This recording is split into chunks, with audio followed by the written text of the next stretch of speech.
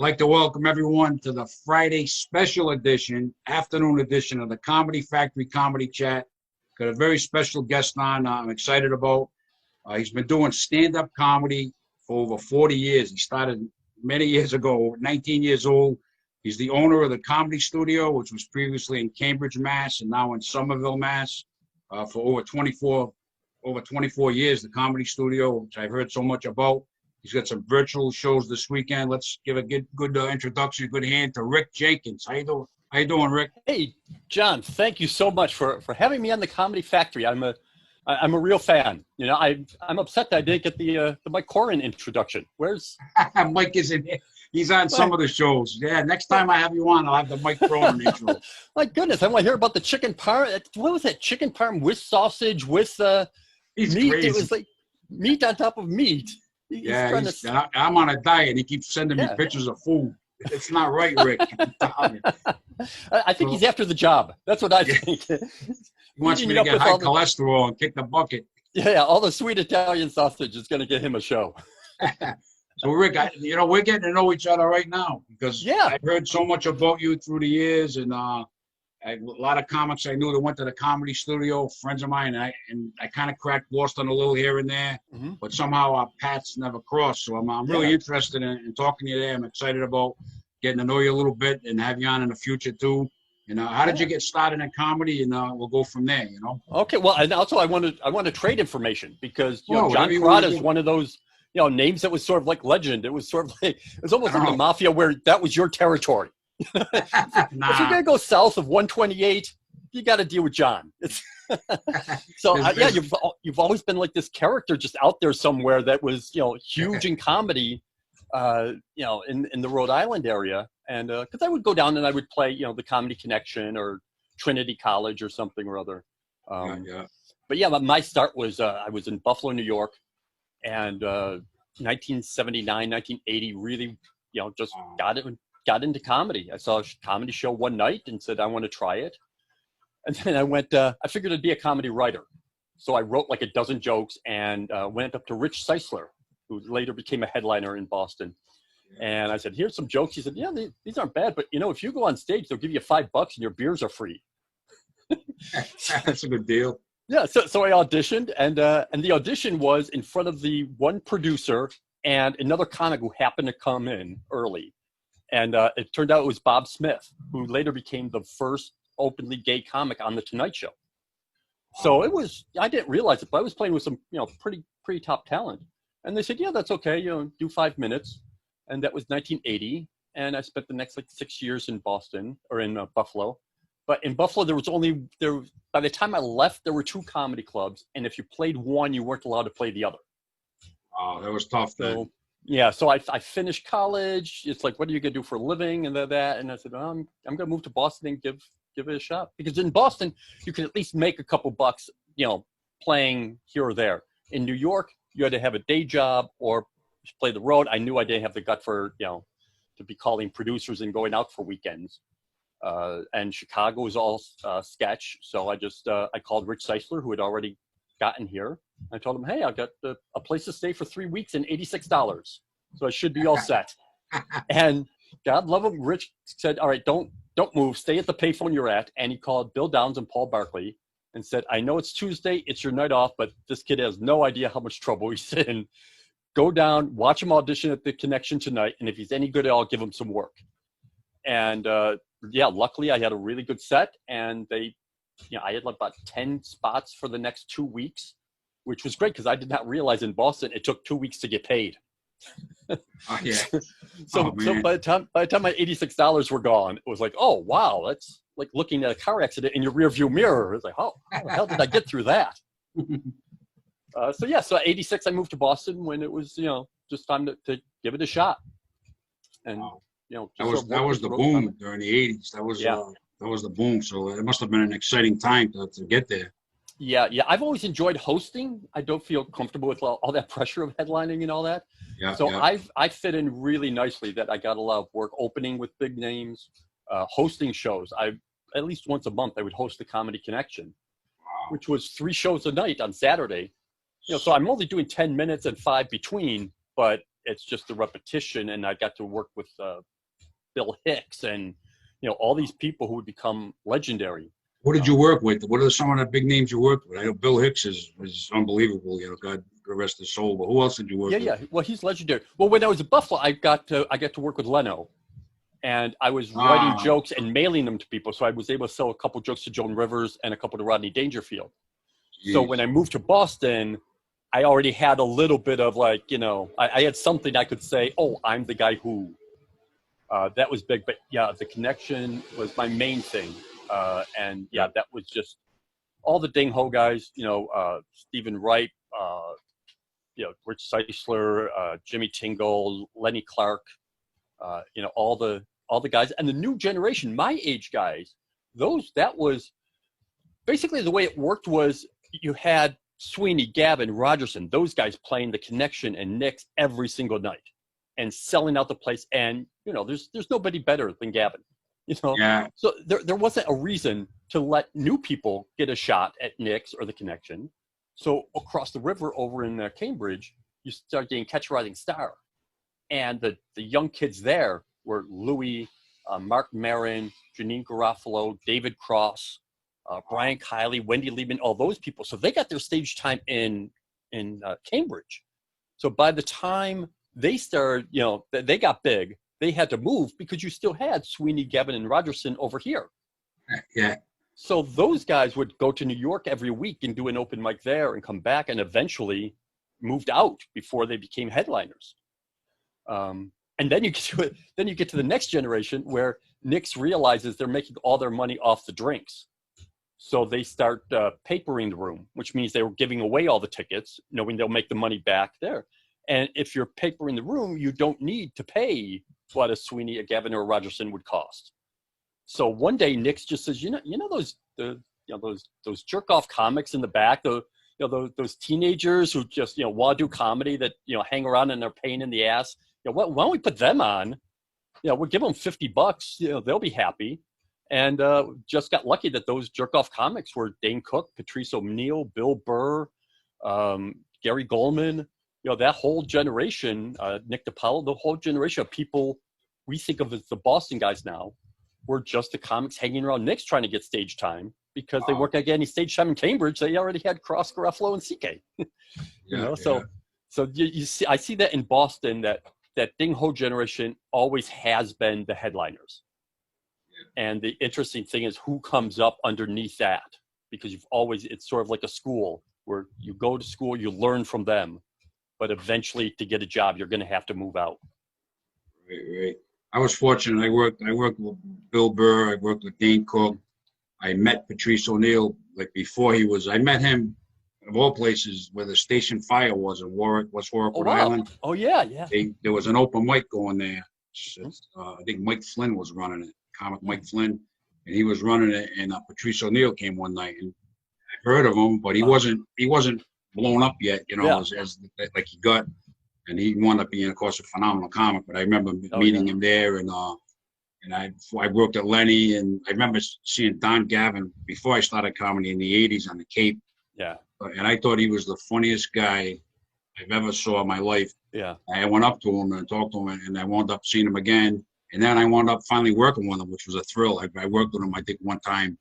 Johnny Peasy booked something. I worked with Joe Yannetti, and Don Gavin was in the show with Johnny Peasy.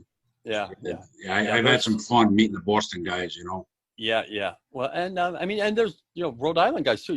Ed Regine. There were a whole bunch of people that they were just headliners. There was you didn't say, oh, I want their job. It was like, okay, I used to tell a story that when I moved here, very quickly, just coincidentally, I happened to become really good friends with DJ Hazard. He's still he's still great. my best friend to this day. And the first week I was in Boston, I'm thinking, I'm going to be a huge star. Boston ain't seeing me. I'm going to be like Batman. I'm going to be Batman. And then I go in and I see DJ Hazard at Play It Again Sam's, small room, 100 people. He's got the guitar and he's in his absolute prime. And I thought, I could be Robin. There's still room to be Robin. Yeah, DJ Hazard was great. I saw him on headline the Comedy Connection. I met him at least a couple of times. He probably wouldn't remember me, but I saw him. He was awesome. Yeah. Yeah. He was really funny. You know, what does he do now, DJS? Where is he? Is he in Boston? No, he moved down to New York. He had some heart problems. Went down to New York and just started doing a little bit of acting and stuff like that. And now he's back up in this area and retired. Oh, he's not doing any comedy now? No. I call him. We talk once a week, and he'll give me a joke or something. the one last week was said I had a friend who went to the Netherlands to study computer design. In Netherlands, they don't build a firewall; they build an Amsterdam. Yeah, he was great. So you just sit there like, and every week he's got like a little something that he needs to get out. Yeah. So you've know a lot of great comics you work with, and you've had a heck of a career. Yeah. Well, I'm such a comedy nerd.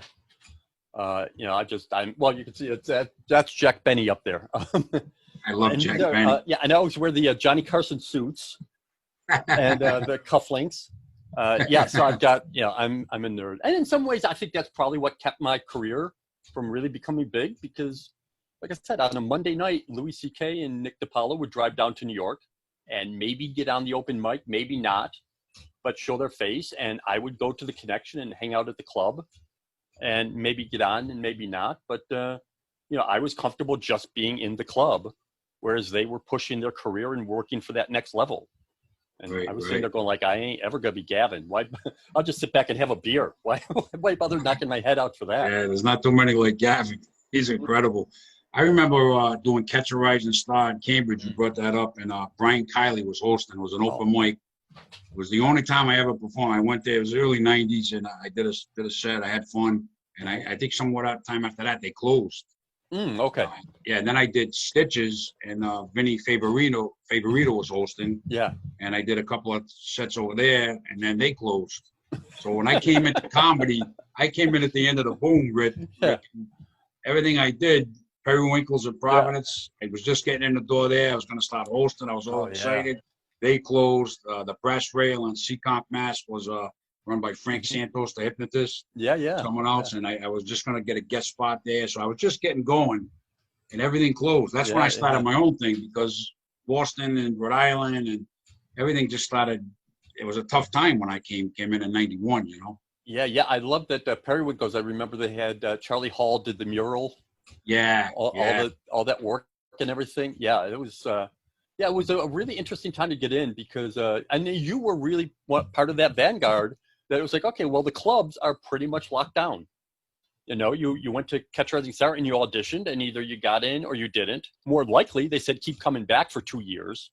And what Rhode Island comic wants to drive, to drive an hour each way, do 5 minutes, and be told, yeah, okay, maybe, we'll get back to you. We'll talk to you later. So you start your own stuff, and that really, I think, was the next wave of what Boston comedy was. It was like you can get an hour on stage, make a couple $100. Why would you drive up to, get attitude from some booker in Boston? Yeah. That was a tough time to get in. That's why a friend of mine, and I never forget, this friend of mine, Timothy Sullivan, we had taken Frank O'Donnell's comedy class, and we did everything shut down. He had come with me to some of the open mics, and then he said, "Why don't we start our own comedy night?" I thought he was out of his mind. I said, "How are we going to start our own comedy night?" I had no clue. Sometimes to this day, people think I have no clue, Rick, but I had no clue. No clue. How do I start a comedy night? And I just learned, trial and error. Yeah. I learned and see what works, what doesn't. I made mistakes, and so just worked. It worked out good. I was able to help new comics and get veteran comics stage time, and I kind of veered off at the dinner comedy shows, which I kind of like that. I came up with the idea of all you can eat, all you can laugh, dinner comedy show. And I'd have these restaurants that had buffets, so people would love it. They'd come in, 35, back then I did the place in Swansea, Mass, $16 a ticket. Yeah. This place, Old McDonald's Chicken Farm. And they come in and eat chicken, pasta, salad, all they wanted. And then we had a show, and I was bringing in guys like Bill Burr. He was starting out. I had him host. I had guys like Bob Marley, Tom Carter, guys, Ed the Machine Regine. So I was having fun, Yeah. Now you never really went into why not do your own club? Why you pretty much always did somebody else's place where you brought the show in. Yeah. Yeah, I was a traveling comedy club. I'd call it the Comedy Factory, New England's traveling comedy club. Part of the problem was I had a day job. I was a correctional officer at the prison in Rhode Island Oh, for like great. 36 years. I retired about 2.5 years ago. So I had that going. Mm-hmm. And I was working overtime there, and I was running the comedy shows. Yeah. I was crazy. Yeah. And I did them both. And I finally retired from the prison like 2.5 years ago, and I got more into comedy. I was in heaven, Rick, because all I did was comedy now, and everything was going so well. Yeah. The shows were doing great, and then the pandemic hit, like all of us. It was like, wow, you know. So I've been trying to. I have nothing now. I have no shows. I came up with the idea, you know, to do a Zoom talk show because I can't really do my act on here.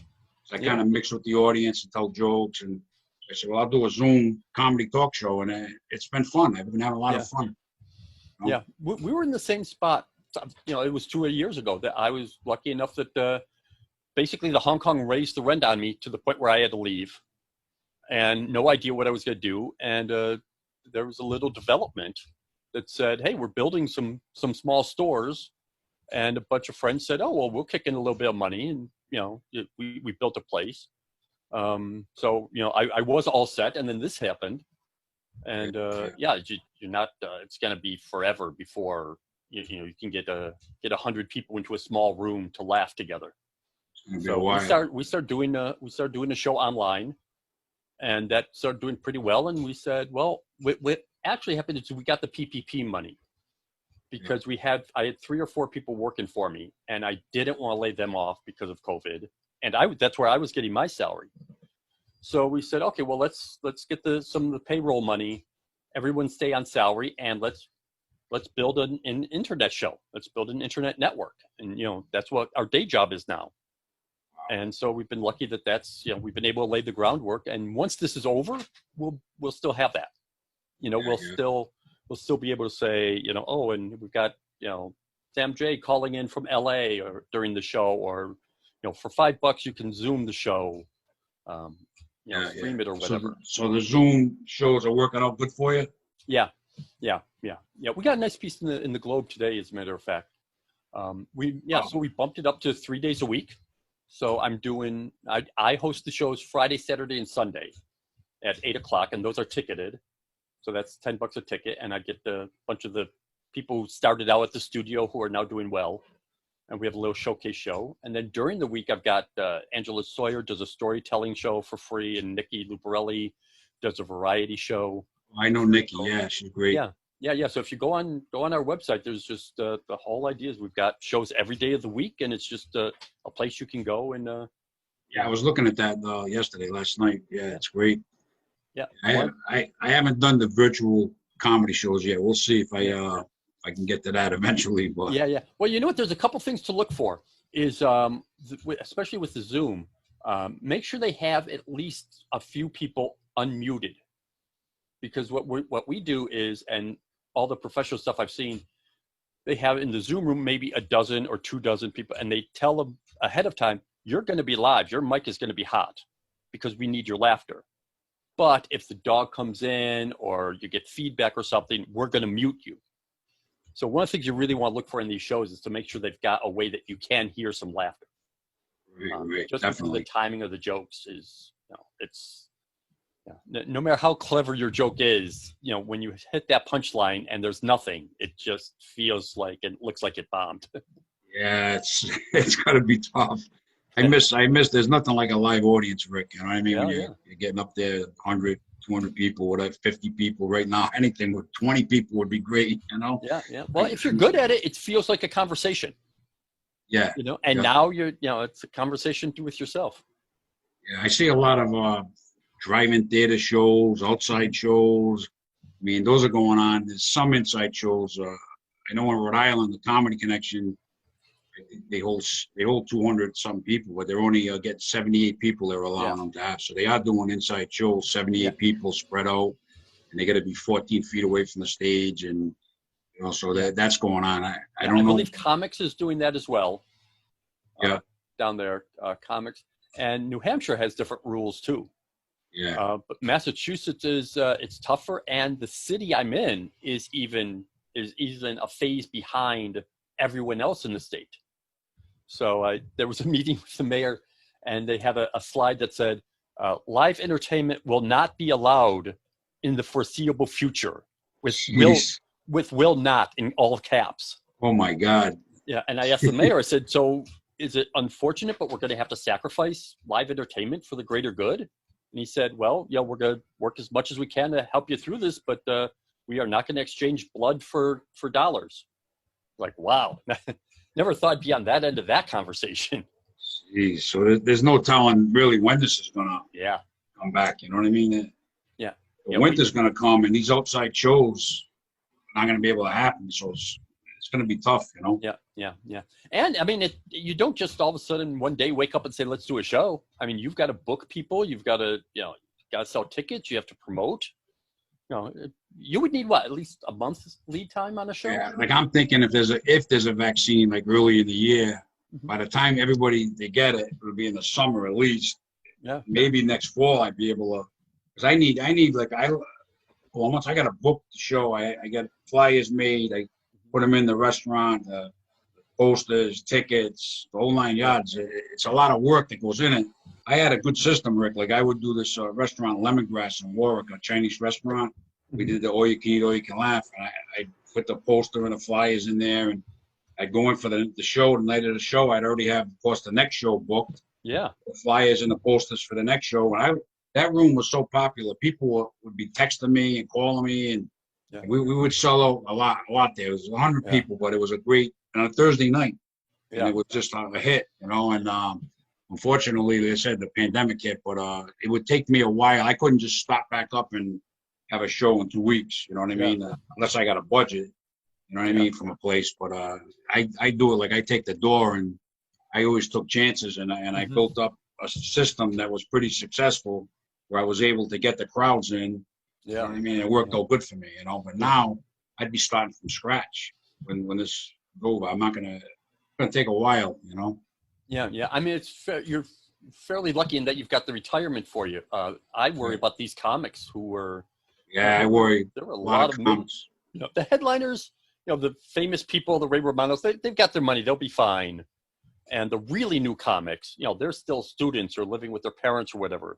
But yeah, those people that had that middle act income, that there were a lot of people who really depended on their comedy income, and it's just not there anymore.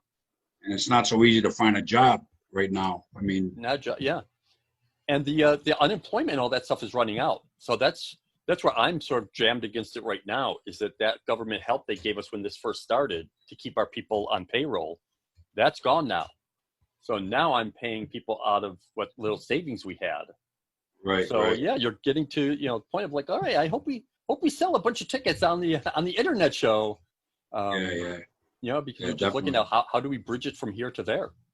Yeah, and the entertainment industry, everybody took a hit, but I know the entertainment industry took I know I built up my business for 29 years, and it took me a lot of work to get to the point I was at where everything was going really well, and to have it crash in literally overnight, and all these, like you said, middle acts and some of the local headliners that depended on this income, and all of a sudden everything just, it's difficult, Yeah, and the people who sold the T-shirts outside of the concert, and the people who sold the beer at the concert, and it's just the ripple. The people who made the T-shirts, it's definitely unbelievable time. I don't know about you, but the first couple of months when this hit, I was like shell shocked. I was doing like 3 to 6 shows a week. Yeah, between I would do parties and different things, and all of a sudden I went from 100 miles an hour to 0. And I think for 2 months I was walking. I was like, "Geez, what the heck are we gonna do here?" And then I had to adjust and realize this could be a while. Yeah. Right. We were doing 6 shows a week, or 6 nights a week, 2 on Friday, 2 on Saturday. Wow. Tuesday was our comedy hell night, our open mic, and we would get 70 comics doing 3 minutes. 70 comics? Yeah, and I would sit and watch every one of them and take notes on everybody. And then I think it was March 19th or something like that. We did a Sunday night show and said, okay, we got Monday off. And Monday they just said, everything's closed. To get the air conditioning now, I still go to the club. It's still completely empty. and the lineup for Brian Kiley and the lineup of the show that night is still there. Everything is set as if the bomb dropped at 10:30 Sunday night, March 19th. Everything is just frozen. Yeah, it's unbelievable. Yeah. I knew I had a show March 13th, and we had like a lot of people coming. I had great show, Stephanie Peters and some other singers before the show, and then I'll never forget that they called me the night before. We had like 150 tickets sold. Mm-hmm. They called me the night before, and they said the owner says you got to cancel the show. I said, what? I just thought this virus would be like the flu. I wasn't taking it serious at that point. And then the next night I did a place, the Agent Grill in Lincoln, Rhode Island. And, we usually get 90 people there, and had 90 reservations. 27 people showed, Rick. And then I knew that night, something's going on here. And then I did a little party Sunday, my private party, and then Monday, I think it was around Monday, the governor shut things down, and like I've been ever since, Yeah, and it's because you couldn't see it coming. It's not like I'm going to practice. I'm going to practice being more physical, or I'm going to try wittier jokes or something. There was just I don't think anybody was prepared and nobody was prepared for this, especially club owners like yourself, and just shell shocked, really. Well, in all small business. Oh yeah. I mean unless your landlord is really, really nice, I don't see how anybody is keeping above water. Yeah, definitely. It's a difficult period in history and in comedy history. Yeah. For sure. We'll always look back on this and say, wow. Yeah. You'll appreciate the stage time you get and things down the road. You'll really makes you appreciate what you had in the past even more. Yeah, and you'll have all those acts who moved down to New York. Are they paying rent in New York and living with their parents in New Hampshire? Jeez. Right? I went out to New York a few times, and I enjoyed it, but I could never just move out there. I had a job. Like I said, I had the day job. I had kids when I was younger, and I could never just go out to New York. But I did go a few times in, Dangerfields, Greenwich Village Comedy Club. I did Gotham once. It was fun. Oh, cool. But, after 3 or 4 days, it was kind of crazy. Like I mean, I could probably, if I was younger and I had no kids, I think I could make a move out there and get into the craziness and get into it. But my situation did not really allow it. Right. I still got out there a little bit, but it's crazy out there. Back in the day, anyway. Yeah, you had the day job when you started doing comedy? I came back. I did it briefly in the 80s, and I came back in 91. And I had started at the prison here in Rhode Island in 82. Okay, yeah. I had the job at the prison as a correctional officer, and I was doing comedy. Sometimes I'd work a little overtime. I'd work till 8:30 at night. I'd run home, change up, and run out to a show. I'd have going, somebody running. I'd do a set. I was crazy. I'd go. Oh, yeah. I was running around in circles, Rick, for many years. So in a way, the only thing good about the pandemic is I actually relaxed a little because I was always so into comedy, so gung-ho, so pumped up over comedy. Yeah.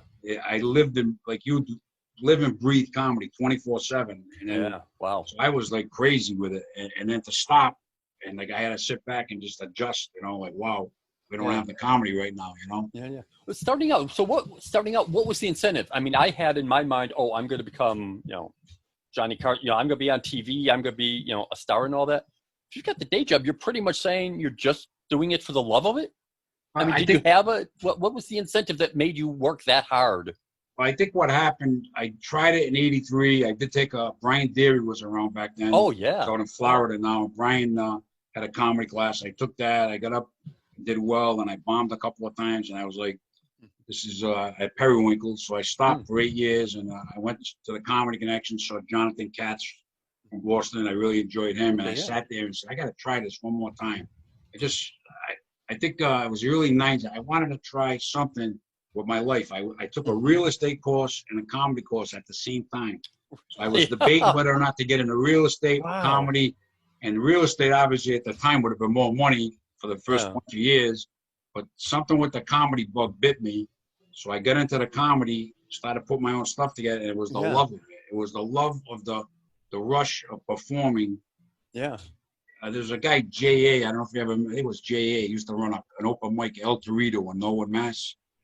I know El Torito, 91, 92. Jeff Apotheca, I think his name was. Oh, J-A-P-O. Yeah, so I used to go to this El Torito, and the first time I went, he said, it was an open mic. He said, I'm all booked up tonight, kid. So I kind of bugged him a couple of times. At the end of the show, he said, we got this guy from Rhode Island. I guess he thinks he's funny. He's been bugging me all night. So I'm going to put him up. And I had like 5 minutes or whatever. And I was new, only a few months. And I went up and I just had one of them sets. Yeah. Everything just clicked, even though I was new and I was ready to get off. He said, stay up there. And that's what I knew. I can do this. You know what I mean? If you can make a room laugh for 5 minutes, you got what it takes. It's just a matter of, and then I got the fever for comedy. And I just from there, I just put a lot in, my heart and soul into it. And, it was difficult working as a correctional officer and a comedian all those years. It was very difficult at times. Yeah. And as a businessman, you weren't just working on your act with your notebook every afternoon. You were going out to rooms and setting up shows and paying comics, and you got to decide which comics to put on and for how long. And the owner liked that comic but didn't like that comic, and there's it's a lot of work. It's a lot of work. I mean, I did various locations. I'd have open mics going, and I mean, one day the most I booked 8 shows in one day, Rick. There were party shows. Oh, wow. I did 5 of them. I started in the afternoon at in Massachusetts somewhere at some backyard cookout. Yeah. I'm a good organizer. I'd say, all right, Rick, must be. Bring the sound to such and such a restaurant. Yeah. You're going on at 7. I'll be flying in at 7:30, and I'm going to do a half hour, and I got to go somewhere else. And I had 8 things going on one day. That's my record. I said I did 5 myself with other comics, but I was very good at organizing shows and telling everybody where to be, and you're getting this much money, and you're bringing the sound. And so the comedy bug got me big time. Obviously, Yeah, it's a different setup in that I really, really admire what you guys do, what you do. I was just always brought up. I always had that idea of the comedy club.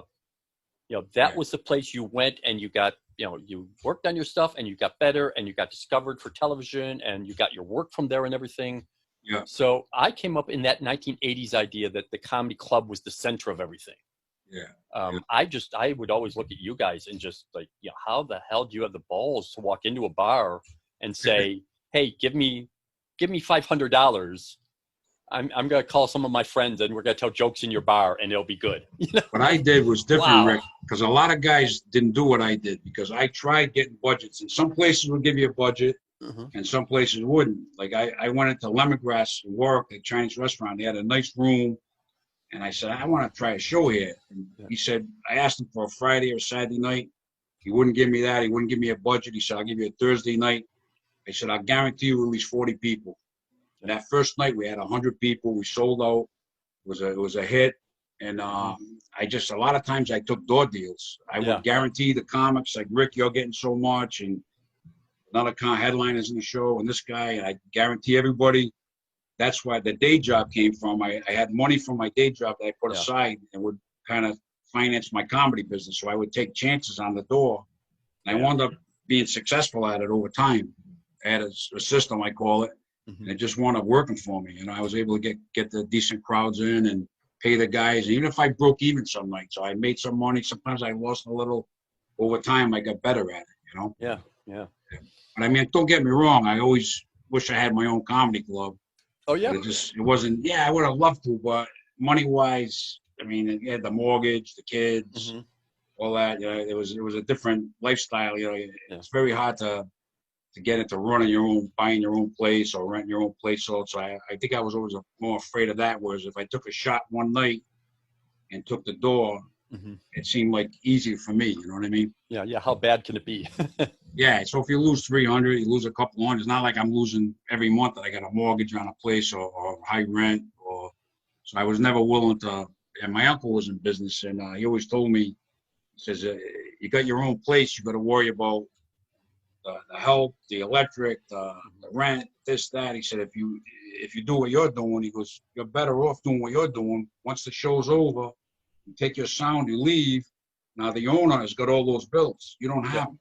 So it kind of made sense to me. So I think I kind of would listen to him, and I never really, I'd like my own place someday, but probably never happen, you know. Yeah. I had my own. I was married for about 8 years. Just recently ended, and we had a house, and I like renting more. You know, just that. You know, I thought it'd be nice to be able to say, "Oh, wait, this is mine," but boy, every time you hear a creak, you go like, "Oh, is that termites?" You know, absolutely everything just would drive me crazy. Yeah, it's a lot of stress having a house. It can be a lot of stress. Yeah. So, what else can we talk about, Rick? You got your shows this weekend. Yeah. And I looked those up, and I know some of the comics that were on. A couple of them I had talked to over the years. Yeah. We've got it's going really well. We've got because it's Zoom, because it's the internet, we can go anywhere. Joe Wong is one of those cool stories. He played with us. The scout for David Letterman came in, put him on Letterman. Letterman loved him. Then he went on Ellen. From that, he's a Chinese immigrant. From there, he got the White House Correspondents' Dinner, where he made fun of Biden. So the government in China sees him making fun of Biden, and they bring him over. So for the last 10 years, he's had the #1 rated television show in China. Wow. And and he called us from China and was on the show. Just like absolutely everyone else. We had Casey Crawford was in Iowa. He's been on the Kimmel Show, and Joe was in China. And it's a nice little show in our situation. Wow, so it's great. It's really a lot like it's really turned into a lot like the Tonight Show, or that variety show I always wanted. Where I have 5 or 6 comics on doing 10 minutes each. We talk a little bit. If this all works out, I can easily see where I'd be going, wow, that was for the best. I ended up getting the show I wanted, and not have to worry about all those details night after night. My headaches. I worked with Joe Wong once at Dick Doherty's Comedy Vault. I did a set. He came in, and when I seemed like a real nice guy, and then I heard that he had the #1 show. Yeah. Unbelievable. That was always it. And I just texted back and forth with Dick a little bit last week. What a great story he is. Then that vault, it's like everybody was there. It's like you think Dane Cook was setting up chairs. Wow. To me that's the really exciting thing about Boston comedy is just about everybody starts here. We can all say, hey, what about the vault? Or I worked in front of Vinny Paz at the Connection in Providence once. Yeah. When he had the halo on, because he had the thing. Yeah.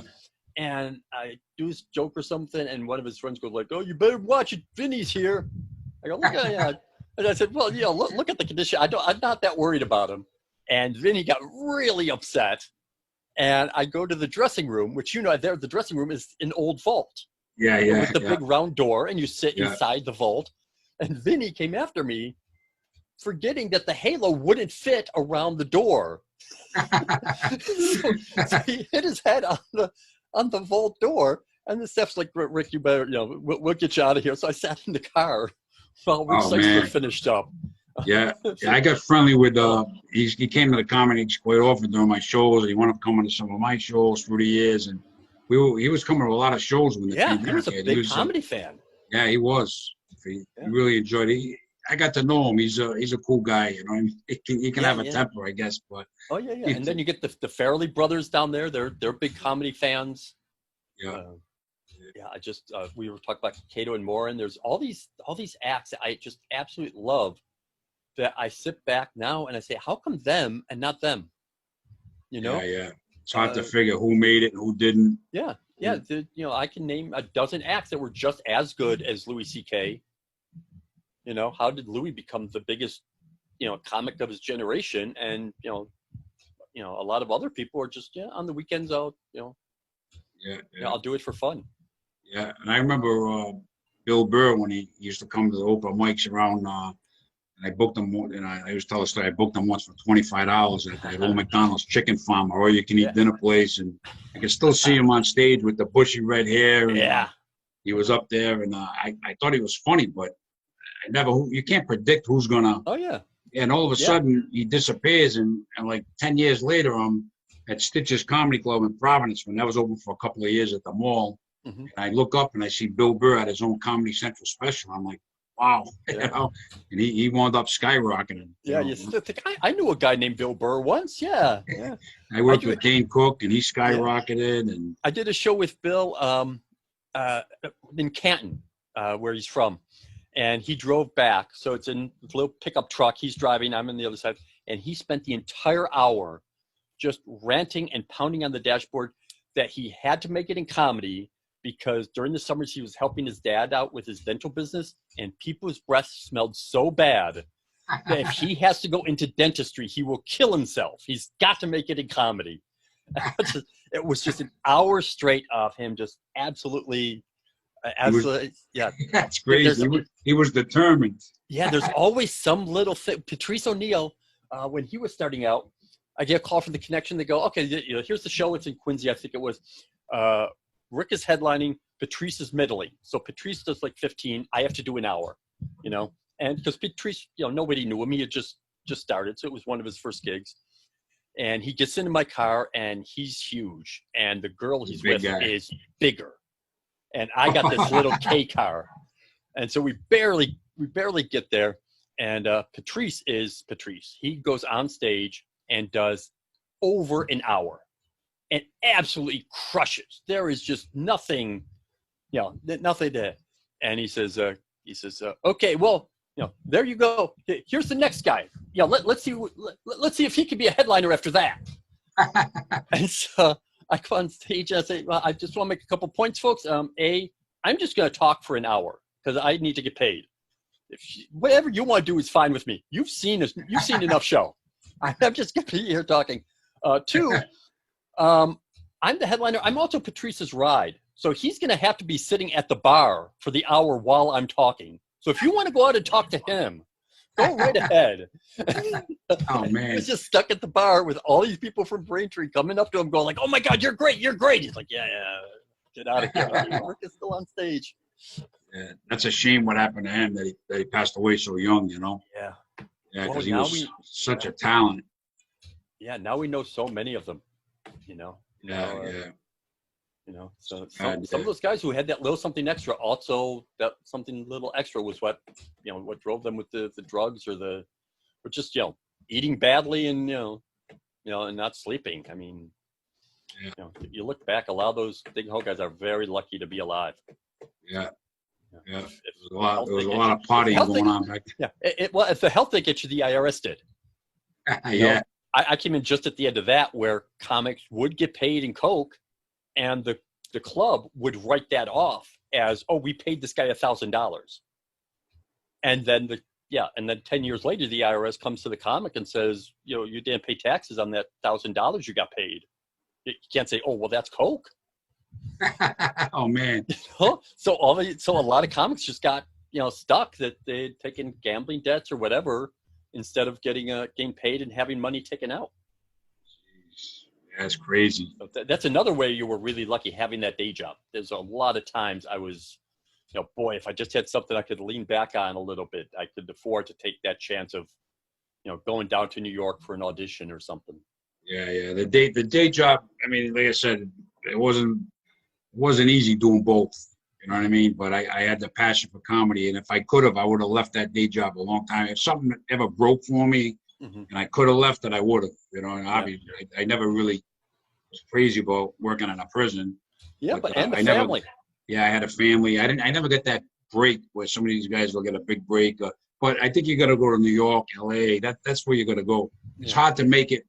Some guys have made it out of New England, but it's hard. Yeah, in Rhode Island, we had Charlie Hall. He wound up on Star Search, and he wound up on TV, some improv, even at the Improv or whatever. He's been on different stuff, and he made it for Rhode Island. And Ed the Machine with Gene and guys like him. But it's few and far between that make it. They didn't make, and no one break makes it for you anymore. It's not like Stephen Wright gets seen by the Tonight Show. He goes on the Tonight Show and he's a star. Yeah. There are so many people now who have a Comedy Central half hour. They've got 3 times on Conan. They've got all these things, and you don't hear of them. Doesn't mean anything. There's means no break. Point, but that's it. Yeah, there's absolutely no break now you can get where you're going to say, all right, I'm going to take my family and move to New York, or I'm going to move to LA. Yeah. You know, yeah. those gigs just aren't. There just isn't anything like that anymore. Back then, like you said, Stephen Wright. I remember Carson called him over to the coach the first time he was on. I remember the story. Yeah. I had heard the story how the Freddie Cordova came into that was a ding hole. He came in. Peter Lasalle. Okay, he came in and so he wanted to see a bunch of Boston comics and Steve Wright. He picked him and he wound up going on Carson that week or the next night or something. And he wound up on the coach and then he wound up on the show again and he was a hit and that was it. You know. Yeah. Yeah. I saw him at the Providence Performing Arts Center, Stephen Wright, back in the '80s, and he's a funny guy. Yeah, yeah. It's just funny when you think of those days when Stephen Wright would be the opening act, and you'd have DJ Hazard and Gavin. Say. You look back and it's like, wow. Yeah, yeah. Jesus. That's the one thing I think Boston does give you is I think New England gives you is that the acts are really different. You know, there's only one Stephen Wright. There's only one Don Gavin. You know, sometimes that's difficult, especially for new comics, because as a booker or hiring someone, you want someone who's funny. You know, someone who's just going to be a comedian. Yeah, and if you're really going to break through, you have to be different. So, now you're playing a Knights of Columbus, and you're going, well, yeah, it's great you're different, but we just wanted someone who's going to make us laugh for a half hour after dinner. Yeah. I did a lot of private. I always did the private parties. I did like birthday parties. In Rhode Island, when I started, Brian Deary threw me into a bachelor party. And there was a market. I don't know about Boston, but there was a market for comedy at bachelor parties. Yeah. Literally, and most of the time they go to a strip club later. It wasn't a couple of times it was a comedian and a stripper, but a lot of times they had the girl's father and brothers there. They just wanted a comedian for 30 minutes, 40 minutes. Myself and maybe another comic would go in and do 20 minutes apiece. Yeah. And I was thrown into them, and there was so many bachelor parties in the 90s. It was just crazy. And then eventually, whatever reason, it's not so much anymore. But when I started, it would be nothing for me. I'm doing 2 bachelor parties Friday night. Yeah. One here and then go there. And they weren't easy. Boy, as a young man, how exciting is that? I was reading Springsteen's biography, and he was talking about like when he was that age, that's what music was for him. We had that feeling of I can walk into any room, a bachelor party, a private number. I can walk into any room and be the center of attention and kill. You know, you just felt like a gunslinger. It's like, all right, the light's not good or the sun, it doesn't matter. You know, make it as good as you can, and now I'm going to take over. And I'm gonna kill. I'm gonna drink all your beer. I'm gonna sleep with all your women, and I'm gonna leave town. You know, it was just I was in heaven doing the bachelor parties. They would feed you. Well, help yourself to the buffet, which is how I got so big. They'd say, help yourself to the buffet, and eat the buffet, and then I go on and do some comedy. Buy guys are buying you drinks. Yeah, and and you got paid. It was like I thought it was fine. You know. Yeah, I did the clubs too and Comedy Connects. I did different venues, but I one of them guys. I like bachelor parties. A lot of guys don't, but I had the act for it. I was able to do it. You know. Yeah, I always needed to have that feel of like the other comics around and stuff. You know, I wanted that feeling of I'm on a team. You know, let's get varsity jackets and stuff. So it was fun to go into a room and just do something on the road. But I always loved being with a couple other comics and just talking about shit about other comics and bookers and rooms and that's why I love doing this. Yeah, I love having you on. I don't know how we didn't get to know each other all these years. You're a great guy. I love having you on. A lot of guys wouldn't do bachelor parties. They wouldn't do them. It worked for me, and I did. I loved hanging with the comics at the clubs and going on gigs. Where 2 or 3 comics are in the car, and those were fun times, you know. Yeah. I miss all that. Bachelor parties was more like they want you to roast the bachelor a little bit or something like that. Yeah, they want you to kind of roast it. What I did was different because when I started comedy with jokes and stuff, and then I do a little crowd work, and I noticed my crowd work was getting big laughs, and my jokes were getting less. So a lot of places. They'd hire me, but some wouldn't. While you do crowd work, we can't hire. So I went through that through the years. But my crowd work worked better than my material, which I still have material. But I've gone up and headlined at places and do 30, 40 minutes of crowd work before I even get into my material. So it works for me. I'm able to, but there are some club owners, we don't want crowd work, which I understand. That's your prerogative. Yeah. But for me, for my act, it works. It works Yeah. most of the time. It worked, you know. I've got a reputation of that the studio doesn't like crowd work. Yeah. And that's not true. I do a ton of it. What it is that at my club, the longest set is 10 minutes. Right. You know, if we have a Gary Goldman, it's like 10 to 12 minutes, or Mike Birbiglia, it's 10 to 12 minutes. They're all short sets. Wow. So the problem I have with crowd work isn't that it's crowd work. It's that if you're doing 5 to 7 minutes, you don't really have time to establish, right. You know, hey, I know what I'm doing with a couple good jokes, and know that you've got that closing bit in your back pocket to close strong on, and do the crowd work in between. Yeah, crowd work is good if you're doing 30, 40 minutes, 45 minutes, and you can do like 30 minutes of crowd work, 50 minutes of material. If you're doing, I've done short sets for 10 minutes, or I've gone in and done some crowd work mixed with some jokes, and it's worked for me. I almost like doing the shorter sets because I get pumped. All right, I got 10 minutes or 8 minutes, and I'll go in and I was fortunate. I met and worked with Tammy Pescatelli. Oh, yeah. Tammy's very funny. Yeah. She's great, yeah. Yeah, she's been on the Tonight Show and everything. I worked with her for Trios Comedy in Connecticut in 2017. And a few months later, she winds up getting in touch with me. She had a show at the Friars Club in New York City. Oh, wow. She liked my act. She had an Italian-themed show. So I was like, the Friars Club. I got there. I was a nervous wreck. Yeah. And she was going to put me up second. She goes, I'll tell you what, I'm going to put you last because you work with the crowd. You got 12 minutes. So I go up last. She emceed the show, and she's very, very funny.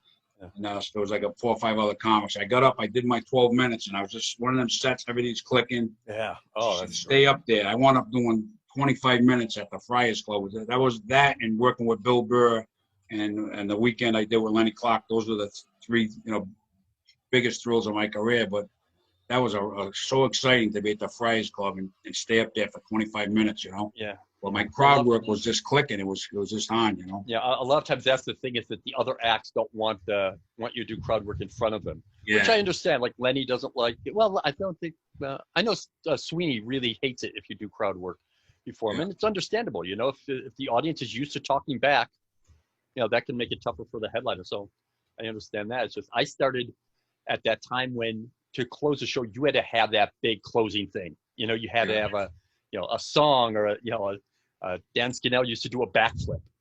You had to have something that went, ta-da, show's over.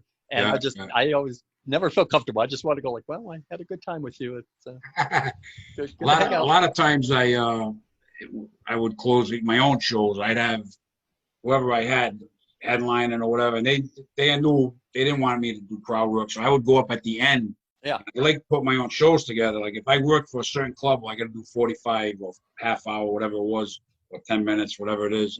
But when I had my shows, a lot of times I would go on last. I would have the show, and I'd go on and do 10, 15 minutes of crowd work, just kind of like a hurricane, just bust everybody up real fast, and that was it. And I left them. So it worked out good. You know what I mean? I'd follow some headlines. Like a lot of headlines wouldn't like that, but the ones I booked, they all say, hey, well, John does that, and it was all right. So it would work, some of my own shows. Yeah, and it's tough booking comics because you want someone who's been on the Tonight Show, or who's got a big credit. But again, a lot of times those people with big credits, it's because they're really weird and different, or they're good writers but not good performers or something. So, booking someone for a club to headline isn't the same as booking someone on television as a headliner. Oh, but obviously the patrons and everybody else wants that credit. It's like, oh, this guy's been on the Tonight Show, he must be good. Well, but there's this guy from Rhode Island who can do an hour, and that's something all the Boston comics, ran into, is like, they'd be killing for, New England comic would kill for an hour without any problem, and then some kid from Harvard would have 5 minutes and be on Conan. It's apples and oranges, but I can see where it's difficult not to get a little bit bitter. Yeah, there's no rhyme or reason, Some guys, like you said, they've had a great 5-minute set and they get on TV. And there's other guys you could mention they're probably totally hilarious and never got on TV. You know what I mean? So there's no rhyme or reason. It's pretty crazy. Yeah, I can understand that feeling of like, how about me? Louis C.K. tells that story about being at, I think it's the Comedy Cellar, but him and DePaulo and 2 or 3 other comics, they're just getting in. So they're not even getting on stage, but they're going to the club every night. And one of the Boston names came down and just killed, just did absolutely great. And they're all talking at the bar afterwards. And the comic is talking about like, I never got TV. How come it's that? You know, I'm in New York. I killed here in New York. I should be getting this and that. And Louis and those other guys said, well, okay, well, we're going to go over to the Improv now and, you know, catch the show there. And then we go to the, you know, stand up New York and we catch the show there. And the comic goes, no, I'm just going to, you know, just sit here. And, you know, so the established comic sat at the bar and just said, I did my show. That's, you know, I'm done. How come I didn't get discovered? And the guys, the Paulo and those who eventually made it, they were the ones saying like, well, yeah, we saw that show. Now we're going to go get more. We're going to go see another one. We're going to go see another one. So they networked 5 times in that one night. Wow. And that's why they eventually, you know, they increased their chances of, you know, of good luck by 5 times. Right. I get the gist that you're kind of like me. Like we both had careers, and like I'm happy I got into comedy. I've loved it, and I get the same feeling from you. And would I have wanted to, you know, make it big and be on TV and done a lot of things? Yeah, sure. But I love comedy, and it's been 29 years. You had 40 years. Yeah. I would do it all over again. I'm sure you would too. Yeah. You know, I would do it all over again. I just love the business. Yeah. Sometimes the business can be a headache. Oh yeah. Work in certain clubs, like you said, don't book you with this or that. But I've accepted it and just say, hey, I'll do my own thing, and when I can work, like Johnny Peasy would book me to headline out in China Blossom at LOL Comedy Lounge, and I've headlined Nick's and CBS Comedy Scene and some places. But you know, that was fun, a lot of fun. But I like doing my own stuff because I can do what I want. Nobody can say anything to me. Yeah. That's one thing I get all the time. Well, you did it. You know, I'm usually introduced as the owner of the comedy studio, and I'm always just a little bit of, well, you know, I do comedy too. So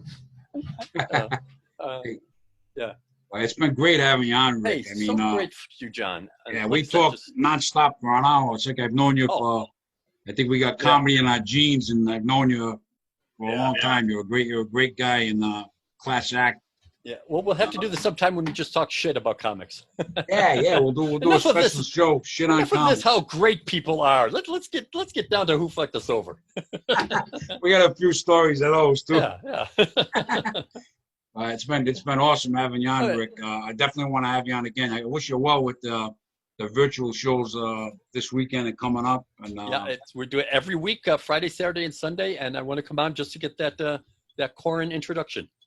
Now, if anybody, we're going to do that next time. And if anybody wants to see a show this weekend for the Comedy Studio, what do they have to do? Yeah, just go to thecomedystudio.com and all of our shows and links and clips and, you know, there's something for everybody. Yeah. I might try to check one out this weekend or sometime soon. Hey, you know what? I've got your email, or send me an email, and I'll send you the code so you can get in. All right, great, Rick. I'll comp you. Thanks, I appreciate it. Yeah. Rick Jenkins, been awesome having you on. You got a lot of stories. Been through the comedy scene from the '80s, and I really enjoyed this. Really enjoyed talking to you.